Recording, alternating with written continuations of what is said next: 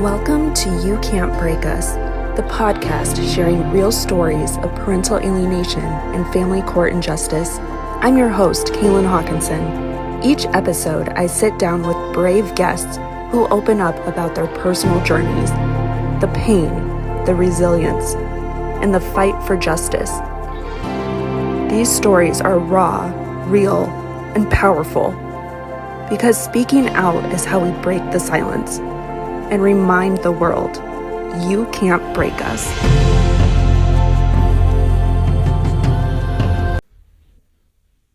Hey. Hi, Emily. How are you? Good. How are you? I'm good. Thanks for being on this today and being willing to share your story for this. Sure. I wasn't sure. I was like, oh, wow. Okay, so today we're doing it. All right. Yeah. You want to start us out just by maybe where your story began or what led to the custody situation? Where to begin? That's always a really hard question because when I talk about being alienated, I guess I start with, it might have started in 2020 when, I, sometime after filing and I started to notice my children's behavior changing. And what was once a very loving relationship with my children and a very close relationship all of a sudden started turning sour when I noticed them coming back from visits with their dad and they weren't talking, or they were saying really strange things, or they were saying they hated me, or they were questioning me about money or the house, or physically hitting. I mean, really outrageous behavior that was shocking for them or even sounded like him. Mm-hmm.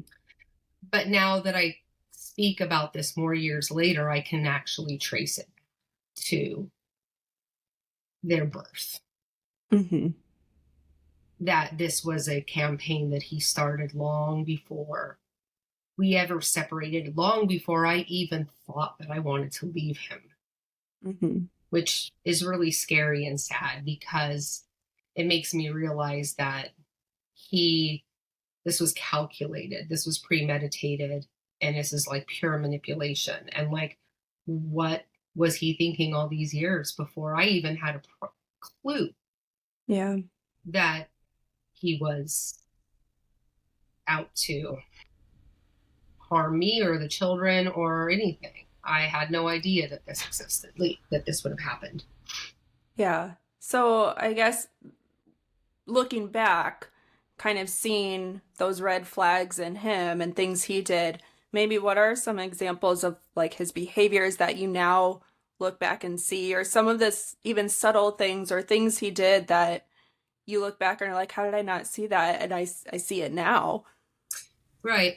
You're talking about from like the very beginning, like early. Yeah. At any point, since you're, now being in this situation that things have unfolded, it's so much easier now to look back and see it. But at the time, of course, you don't see it. I mean, I could give a few examples. Like, when I came home from giving birth, right, even from there, right from the beginning with our first child, typically what you would say to a mother when they first give birth is, I'm so proud, I'm so happy, look what we have, this child of ours.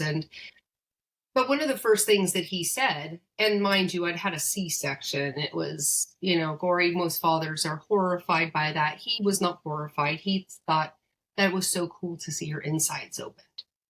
Yeah.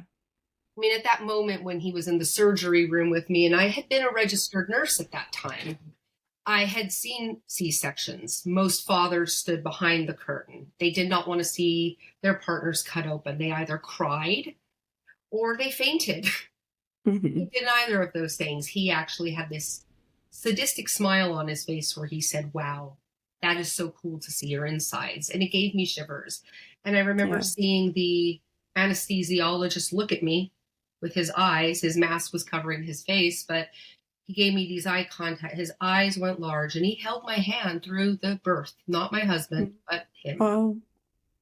And I was scared. And then when the baby was born, the second thing he said to me, because the first thing he said was, she has hair on her back. But the second thing he said was, now that we have a baby together, you're never going to leave me. You're mine forever. Which also raised the hairs on my back of my neck, and thought, that is an odd thing to say. Yeah. We went home, and he called his whole family. They lived out of state, 3,000 miles away. And I thought, oh, how nice. Still being naive, thinking, oh, he's bringing his family over. They're going to celebrate this baby. They're going to celebrate our new family, and they're going to help out. Yeah. They're here to help. He brought his father, his new wife, and his elderly grandmother, who was the father's mother. And they, instead of helping out, I had a C-section, major surgery. I was told not to drive. I was told to take it easy, to have assistance. They made me drive. They made me cook for them. And I had started to have what I found out later was postpartum depression. And I would hide with my baby in the room and start crying. And part of that was the hormonal changes, but I think part of it was situationally what was going on. And they would ask me to cook for them and, do these things for them. And he was like, they're here for their baby. And he used that language. They're here for their baby, not our baby, not your baby. Yeah. And he would defend them over me, saying, it's their baby, give it to them. And I remember going in the room, breastfeeding the baby, and they would just pull open the door, rip open the door, and say, why are you keeping our baby from us? She's ours, give us the baby. And taking her away from me as I was breastfeeding and taking her. And she was crying. And I remember them smacking, going like this to her in front of her face. She was like a week old. And waking her up so that they could be entertained by her. I mean, that was just the beginning. It went on longer, where I later started to see signs of, I did have to give up my job, which I did not want to do. But he convinced me that my job was not well paid enough, that, I had to stay home with the kids, which of course meant, which I wanted to do, which sounded like a good deal. I was like, well, of course I'll, then the second baby came along real quick. But when I was staying home, I was literally home all the time with the children. Yeah. He did work from home, but he worked in a studio in the back, but he would often just go out, not come home, stay away. He was never really a part of the family. When they were little, he was not there. And I just wanted him in the house, nothing more than anything. I would make dinners. He wouldn't come in. And it got to the point where I couldn't go to the dentist. I couldn't do anything because I had these little babies. And I was like, look, I have a dentist appointment. Do you think you could just come in and watch the kids? He's like, I don't need a baby. I'm not going to babysit his own children. So he's like, if you want to go out and have an appointment, you need to get a babysitter. So I had to hire a babysitter to go to the dentist, the doctor. Yeah. And by the time they were in school, he posed that as, look how rich I am, look how fancy I am. And he started buying fancy cars and saying, look, I have nannies for her. She doesn't do anything. She's a princess.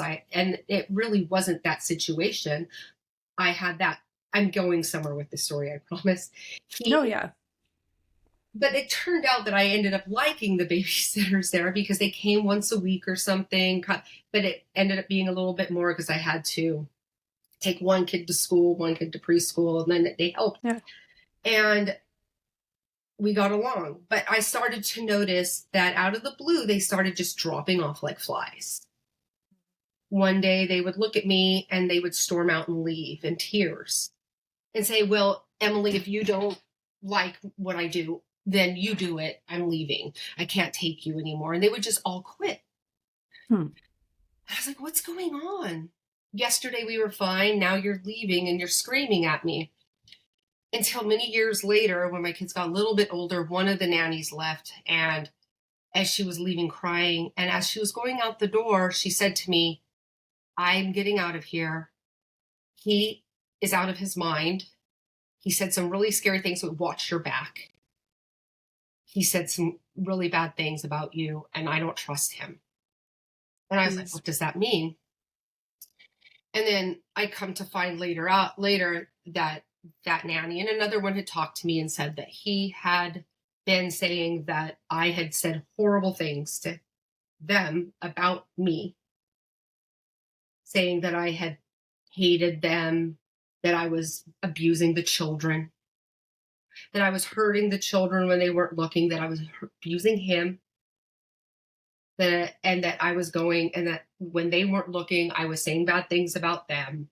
And they said they couldn't stand by that. And so, of course, if you hear these things, you're going to not stand by an abusive person. Clearly, I'm not abusive enough for him to want me to quit my job and stay home with them 24/7. Yeah. But I also started to notice it at the school where I was a volunteer at my kids' school. I also, at their preschool, got hired. And like for as a substitute teacher. And then I did parent education there.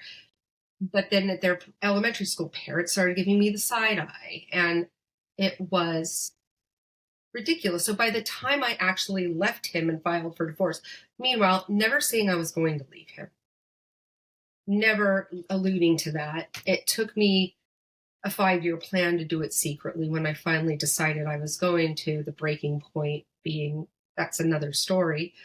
But he was always threatening to leave me, saying things like, look how ugly you are. Look how fat you are. If you leave me, no one will love you. And really cruel things. But I never threatened him. When I finally did leave, I told him, I'm leaving in a week, which was probably too much notice. But by that time I had finally left, the groundwork was already laid in terms of alienation. Yeah. The school had been set against me. My friends had been set against me, even my family.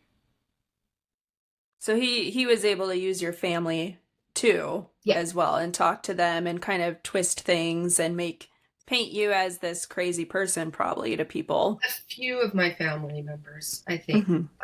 Interestingly enough, my mother, whom I also came to later find out, like through this whole process of figuring out the alienation, I have reunited with my father over the years. I mean, and I kind of put 2 and 2 together. And because you were a child, you went through it as a child. I did. Yeah, I did. My mom took me in the middle of the night away from my father in another country. And I never saw him after the age of 9 until I was a teenager. And I came to find out that I finally went to go visit him as an adult. And he showed me all the letters that he wrote to Child Protective Services in this country, trying to find me. And by the way, if Child Protective Service had really been doing their work, they should have taken me away from my mom. She left me in a house with no running water, no electricity.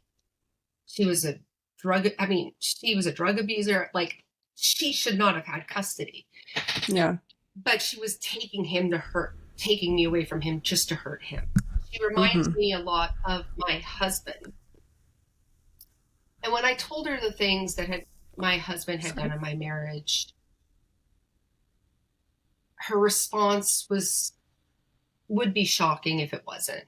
That she was not empathetic, she was not sensitive, and he had done some pretty heinous things, both to me and my children, but her response was, I always wondered why you wanted to leave the rich man. And I have friends and family who believe that, my mom is loves nothing more than just like being money, I think. And I think we believe she was probably paid off or something. We don't know. This is just hearsay, but we don't know what kind of hold he has on her or other people for that matter. But he has never really taken a strong enough stand against him. Yeah. And I mean, I know he can be convincing. It's almost cult-like with these people. With him, it was. And I know people fall for him still to this day, despite the fact that he's not particularly charming. He's not really good looking. But he has this way about being like, he's manipulative. And he has like this pity party about him, like this pity about him that's like, feel sorry for me. And he's convincing. He's kind of like he plays like a pitiful, nice guy cult leader with money and power. Yeah. You know, and then I was always kind of like more of a big mouth in the relationship, a little bit more gregarious, a little bit more outspoken. I can be sassy, can have a mouth. So if you put the two of us up against each other, of course, it's going to look like, oh, of course, look, she's more emotional. She's more, you know. He's able to twist things to make you what you're not, make you seem what you're not. And what did he do, or how did it get to the alienation with your children, with him keeping your children from you? You know, when it really started to speed up was around COVID. So I filed for divorce officially a month before COVID. Prior to that, we had been separated, and I had been trying to avoid the courts. Something in me had told me, look, you know, a few months prior to filing, I had been going through therapy and some support groups.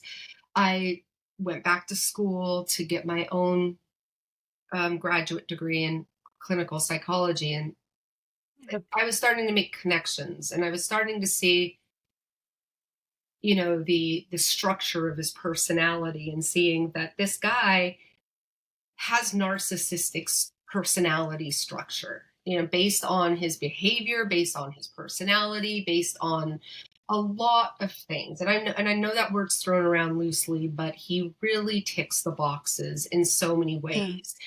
And knowing that, I started to get support from people who'd had more experiences with that. And I foolishly didn't listen to one very wise thing that they told me. And I wish I had. It's the best advice I've ever received, and I didn't listen. They told me, whatever you do, avoid family court. And they said, do not go there. It's a narc system. It's basically a stage for narcissists. They win.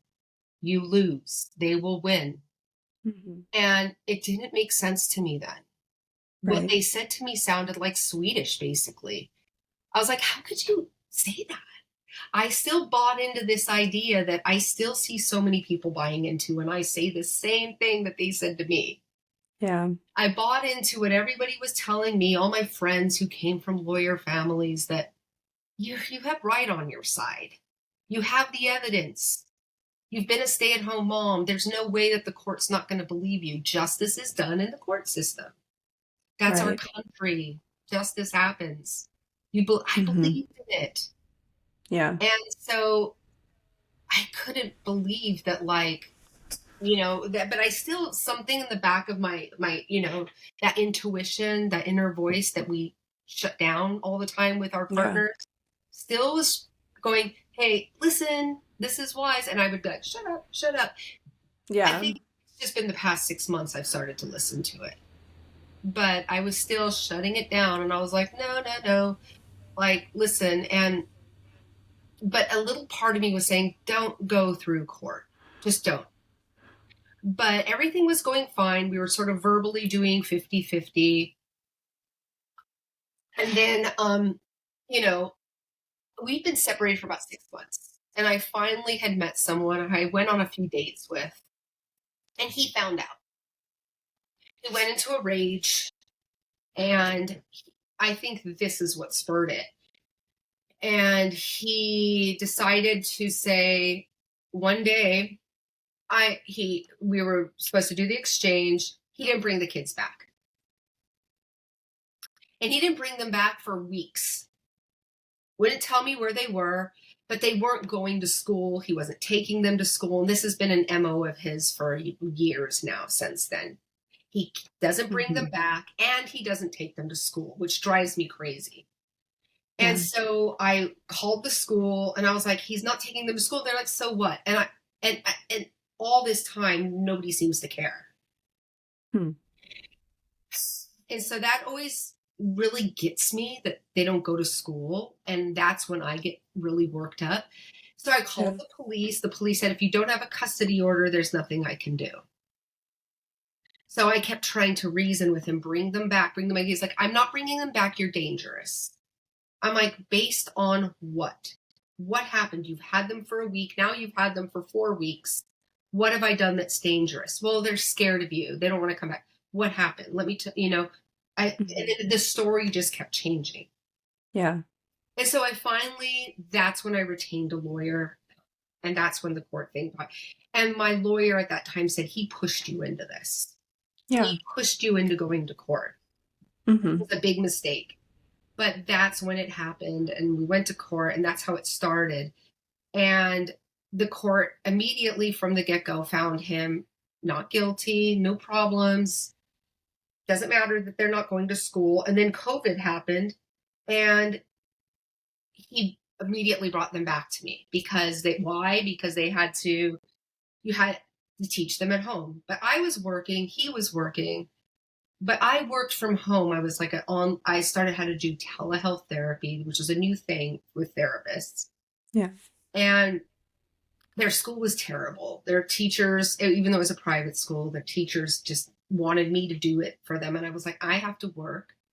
So during that time was the only time, which I should have cherished, he did not want to teach them at home, which is ironic because he doesn't want to take them to school.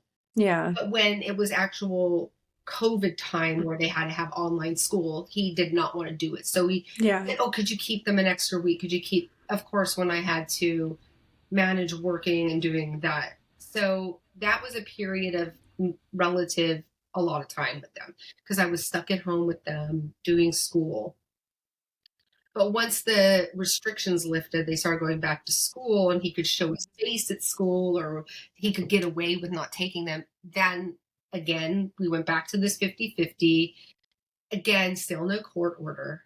But he would take them out of state for weeks and not ask permission. Once again, I immediately asked for a temporary custody agreement from the beginning, since 2020, the beginning of 2020. They never gave it to me. Ever. They never gave it to me. And that just made it worse because without that agreement, he was able to it was like the wild, wild west. He was just able to take them whenever. But if I dare, for instance, he would take them to New York, to Pennsylvania. I live in California. He would take them out of state. That's far away for weeks without telling me where they were. And according to the girls, they would go there and his family would make plans for them to eventually move there. They would have these conversations. But one day when they were with me for that week, we drove to Santa Barbara, which is 2 hours from my house. We went on a day road trip. His lawyers called my lawyer, which I had a very, very bad lawyer at the time. My lawyer called me screaming on the phone, saying, "Jeez. You bring those kids back right now." I was like, "Why? What's going on?" He goes, I'm like, he's like, what are you doing? I'm like, we're on our date. We're going to Santa Barbara on a day trip. He's like, and why didn't you tell their father? I was like, do I have to? It's not out of state. We're just going for a day trip to the zoo or something, you know? Yeah. He's like, yes, you do. I was like, but it's not out of state. I go, by the way, wait a second. He takes them out of state all the time. I've asked you to help me with this, and you say it doesn't matter. I'm going to Santa Barbara, and he cut me off. He goes, you're going nowhere except to jail and to lose your kids if you don't come back here and go into court right now. I'm like, is there a court order? Is there a hearing? He goes, there will be, because you're about to lose your kids. I'm like, why? He goes, because you're driving drunk and you're beating your kids and you're getting into a car crash. I was like, what? What are you talking about? I'm like, one, I'm not drinking. Two, I'm not hitting my kids. And we have not had a car accident. We all have our seatbelts on. We're just had lunch. We're driving. Are you kidding me? He goes, this is not a joke. I was like, where are you getting this information? Because it doesn't matter. I was like, I am not in a car accident. Like, I pulled over, started crying. I took 20 pictures of every angle of my car. I sent it to my lawyer. I said, I expect an apology right now. Do you still want me to come back? And your own lawyer talking to you this way. He should be defending you. And I said, what, you know, and then he, no apology, nothing. My kids, whatever time we did have together was strained. All they got to see of me was just being stressed out and upset and having to defend myself. And it was set up like that. It was just like the time they had with me was miserable. And then by the time they did see me, and like I would turn on my TV and he's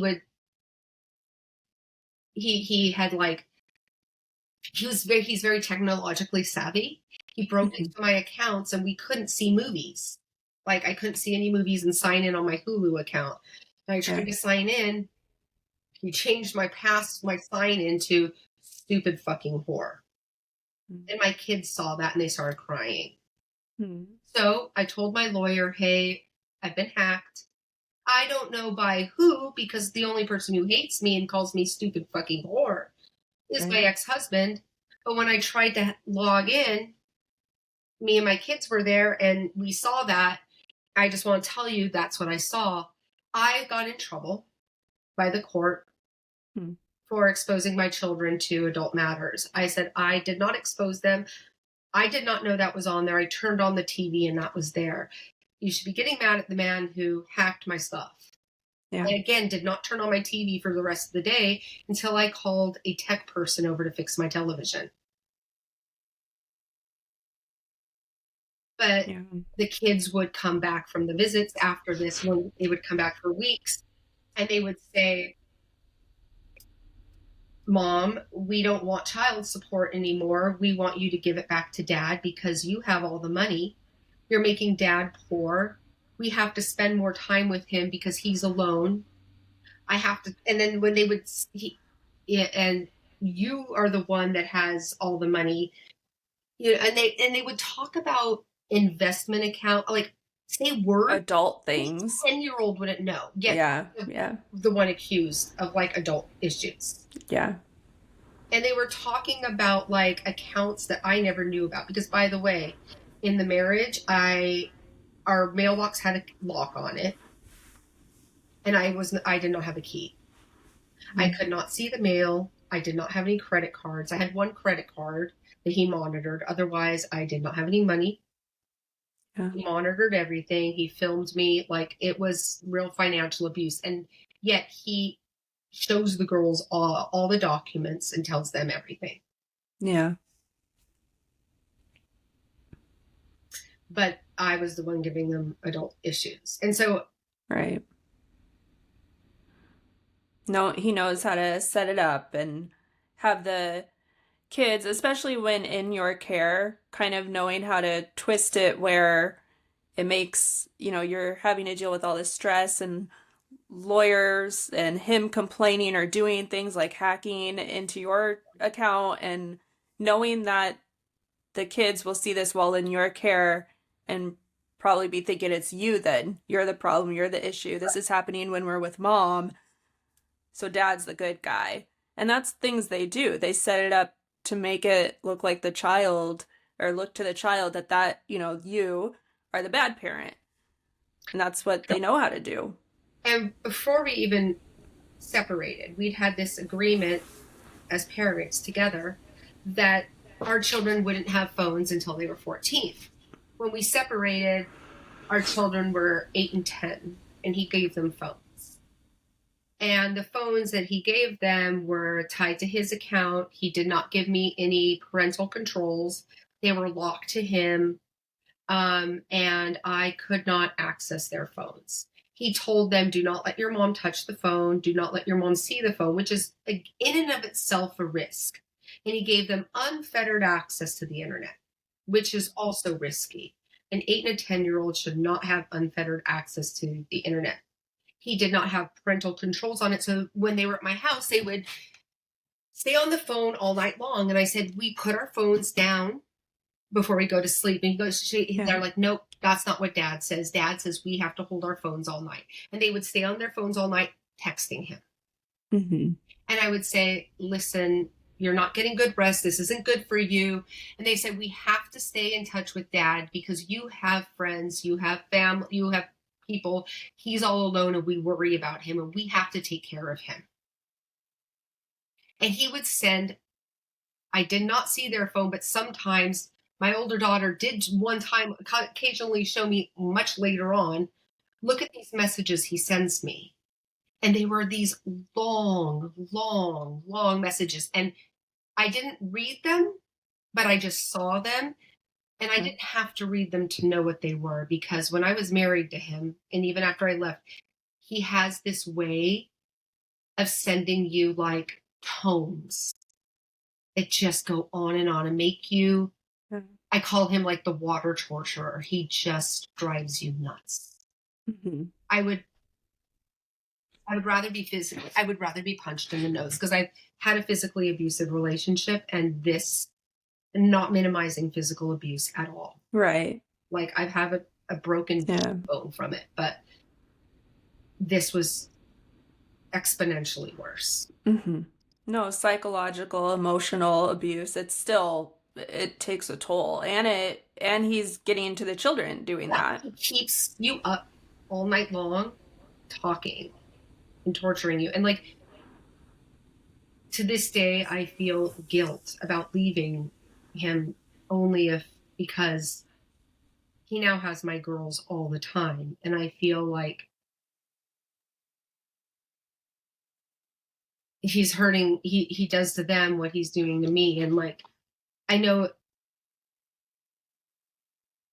that's a very complicated thing to go down, a road to go down, because I know a lot of in the PA community, I think we can get sucked into that a lot, because I think that's the point though, that they want women to not leave abusive husbands, right? And say like, well, don't leave, protect your kids and stay there, because that way it won't happen to the children. Believe me, I've gone down that road many times, saying like, I shouldn't have left, I should have stayed to protect them. But we don't know that. Like, it could have gotten worse. Right. Mm-hmm. It would have gotten worse. And it doesn't mean that the kids wouldn't have been damaged anyway. Yeah. That's not the solution. The solution really is to hold these abusive men and these alienators accountable. It's not to stay in these abusive marriages and make it worse for more people. Yeah. Because no matter what you do, they're like wired that way. So no matter what choice you make or direction you go, whether you stayed or left, they're going to do what they do and find a way, to manipulate, brainwash, be abusive, alienate, all the behaviors that they do. I mean, working our world around them, which is where we're at right now, is just trying to make sense out of nonsense. Yeah. Does he, I know your children are a little older now. What ages are they right now again? 14 and 16. 60. Okay, so not 18 yet. Does he Almost 17. okay. Does he kind of try to sabotage like even communication, or does he not follow through on letting you see them, or did his like brainwashing work to where they kind of got to the point of like, we don't want to deal with this, we don't want to see you, because he's teaching them that? Oh, yeah, completely. It's gotten much worse. Like, actually, what happened was there's been so much back and forth. The divorce has been finalized. There's been a lot of developments. And, it's been a very long story. I eventually had to give up custody to him because I thought that would appease him. It didn't. It never does. But with the stipulation that, the order is he has physical custody, but we share legal custody, which, by the way, he violated 100% all the time. They're still not in school. Well, one of them has not gone to school for 3 years. The other one is chronically truant. But the communication is supposed to be that, like, they're supposed to communicate with me whenever they feel like it without his interference or coercion. And they're supposed to see me whenever they want without interference or coercion, which he is not doing. They insisted that they want, like last year, they fought and fought and fought to see me. And I fought to see them. Like, I was fighting to see them, and they knew that. And they fought back to see me too. They went through their own lawyers and their own therapists to fight to see me. And I did the same too. Mm-hmm. It cost me thousands of dollars to do it because the lawyers and therapists could not argue it anymore. And I had to pay them off to see my kids. And then they still argued it. And eventually we got it, right? I mean, I got to see my kids because they just couldn't come up with any more excuses. And it would have made him look bad. The only thing that really stops this man is when he looks bad. Or he's embarrassed. So for 7 months, I had a relationship with them, and it was great. I saw them on a regular basis. They called me on a regular basis. It was like it's always been, but even better. And nothing went wrong. I mean, nothing went wrong. It was a very positive, like, I have a new partner, like we saw it in our house. It was just going so well. And with alienation, it's never a straight line. Yeah. The floor can always drop out. And one day I just get a call from my older daughter that she's like, please help us. Please help me. And she asked me this question because I'm a therapist myself. She said, can you be committed for not wanting to see your therapist? And I was like, nope, that's not a reason why you can be committed at all. That's the only way I answered the question. She's like, well, Dad wants to commit our youngest, the younger daughter. That was my older daughter asking, because she doesn't want to see her therapist. I told him he can't do that. Is that correct? I'm like, that is correct. You cannot be committed for that. Is she okay? Are you okay? And she said, no, we're not okay. And she's not okay. And I'm worried. And he wants to commit her and he won't let her go to school. So I immediately called my ex-husband. I said, what is going on? I got this message. How come I'm just hearing about this from our daughter? Like, you're supposed to communicate with me. Yeah. No word from him. Nothing. He had not consulted with me. Apparently, he had been trying for a few weeks to commit our daughter to a PHP program, which is a partial hospitalization program. Usually those are for people who are like suicidal, have drug problems, drug abuse, substance use problems, neither of which my daughter has. My daughter has anxiety, but God, who wouldn't when you're with him? Yeah. But that's typically treatable by like therapy, like outpatient services, like ongoing therapy. And he tries to say her anxiety, that can switch, but it's her anxiety is the school or me or whatever.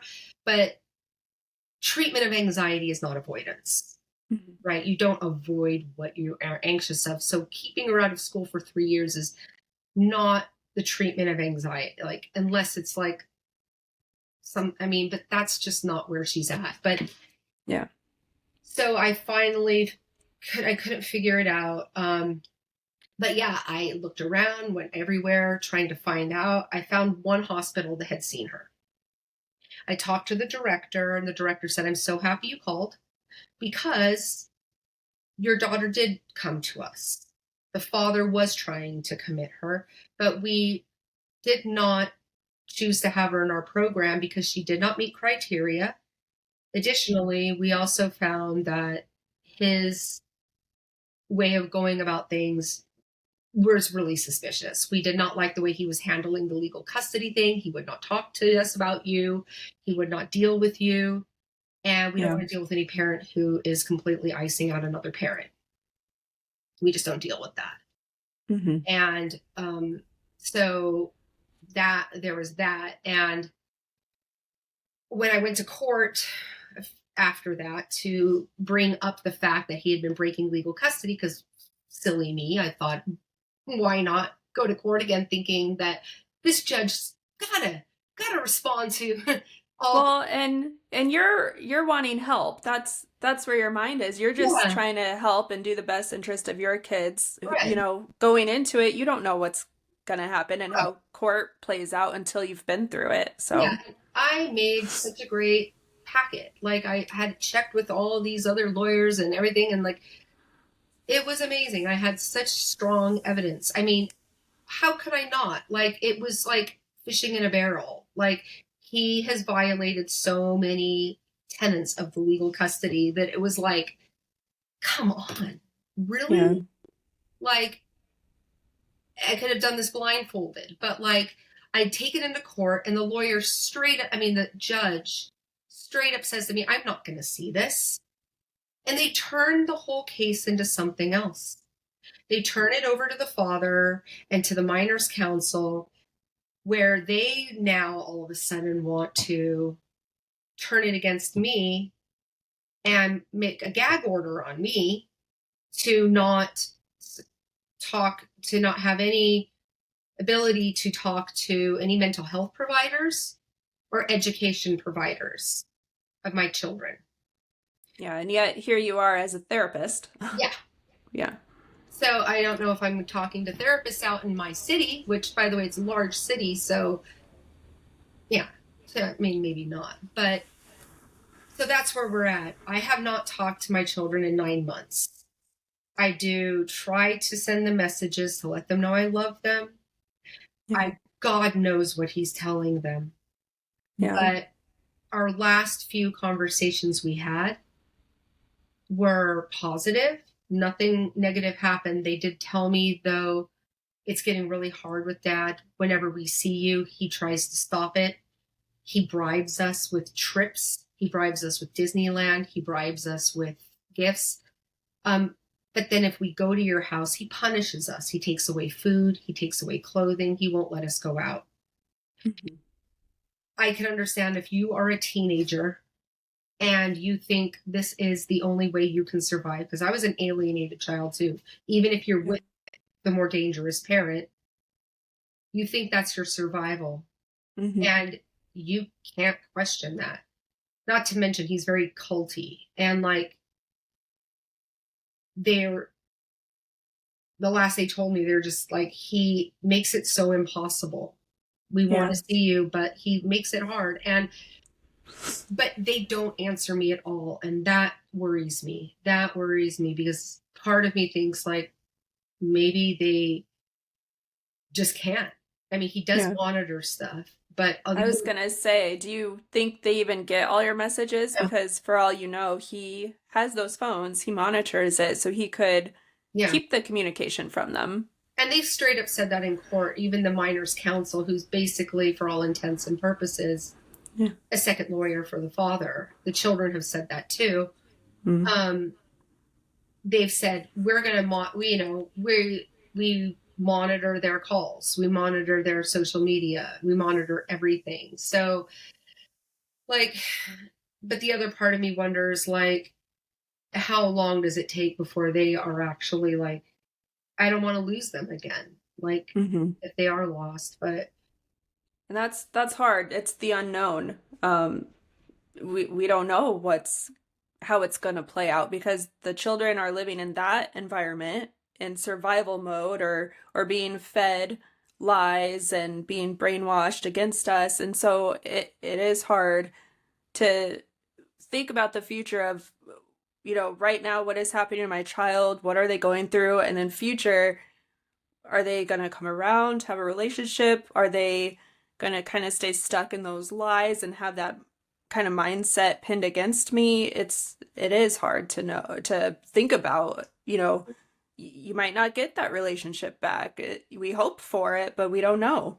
Yeah. And it angers me too, because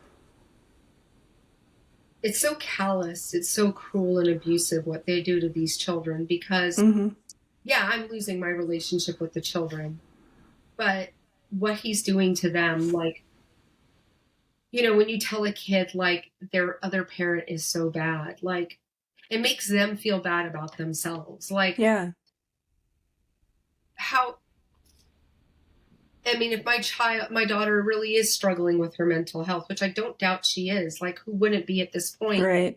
Yeah. But how does that help her, for her to feel like she has one parent completely telling her that her other parent is bad? Her other parent is, who knows, like abusive, mean, doesn't love her, abandon her. Like, what does that do to her self-worth? Yeah. It's making her mental health worse. And it's not true. Yeah. And to be on this end of it and wish you could show them otherwise, wish you could tell them the truth and, show them you love them and be there and see them. And yet this parent is blocking that, keeping you from that, keeping them from a relationship with their mom. Yeah. It's very heartbreaking and sad. And I get it, being the parent that's knowing how that other parent can act, the narcissistic behaviors, the traits, and wondering what is happening to your child in this moment. Are they taking it out on that child? Are they being abusive? Are they doing all those same things that we have seen them do? And you hope, obviously, that they aren't, but it's like you did everything you could as a parent. Right. And yet the court process, that parent, they do everything they can to intentionally keep you out and block you from that. And then it makes you question yourself. Did I do everything I could? Did I do everything right? What could have I done different? What can I do? And you're left with this guilt or this shame when it's not yours to begin with. It's not yours to carry because that parent created that. And no matter what you do, that's the way it's going to go regardless. And that's the unfortunate reality of these narcissistic behaviors. As a therapist, your personal experience, did it kind of help you as a therapist maybe kind of focus on these type of topics more by any means? Yeah. So it definitely, initially, it really, well, there were periods where I have had to take time off of work. As I'm sure a lot of parents who've gone through this have had to, regardless of whatever their work was. I don't know about you or any of the other parents out there, but this just took me down like nothing else has. And I've been through some things in my life that were really hard. And I've always found my work to be healing and it brings life to me, and it brings meaning, and it brings joy. Really, it's energizing for me. Yeah. But I could not find that. I couldn't even muster up the energy for that. It was hard. And I've had to take 6 months off here, 6 months off there from work. And that's a real setback. Yeah. Because I truly believe that one of the things that's really healing for me is service, like service to others. And my job is very service oriented. I view it from a service place. Yeah. So, but when I'm in my more healed stages or healed parts, I've come to find that on my better days, that if I want to find meaning out of this, why did this happen? Why does this keep happening? Why is there so much alienation in my family? Why do I keep running into this? What does this mean for me? I have a depth of experience with it. Like, I know truly what it feels like. Yeah. And do I have all the answers? No, but I've gained some wisdom around it. I know what that feels like. And I know as a therapist, when I look at somebody and I'm hearing their stories and I'm in that room with them, or I'm feeling their experience, there's nothing quite like being with someone who sort of like joins with you. Yeah. Right. Who builds that, you can build that trust with someone and join in them with that, who gets that experience. And it's not that, it's their therapy, their experience. I'm not going to be like, oh, like me and blah. Right. But you can relate, and that comes out. It does. And I am in the process of, I'm getting stronger now. So I'm feeling ready to take on clients that have parental alienation and narcissistic abuse. So I feel ready now. I've got some skills. I've got some things and some interventions I feel would be useful to in therapy with people who've gone through it. Yeah, because it's not always easy to find a therapist who has that like specific background that is knowledgeable on parental alienation, even how the family court goes, or how the narcissist is, so it definitely helps to have people like you, have therapists who actually kind of specialize in that area, right, and can help all these parents who, and hopefully, children who have gone through it too, have been alienated. So absolutely.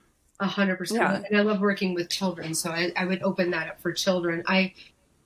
In therapy, I have done narcissistic abuse, but not parental alienation too much. So that's a new chat. And I got to tell you, they did not teach you this in therapy school. So this is all lived experience.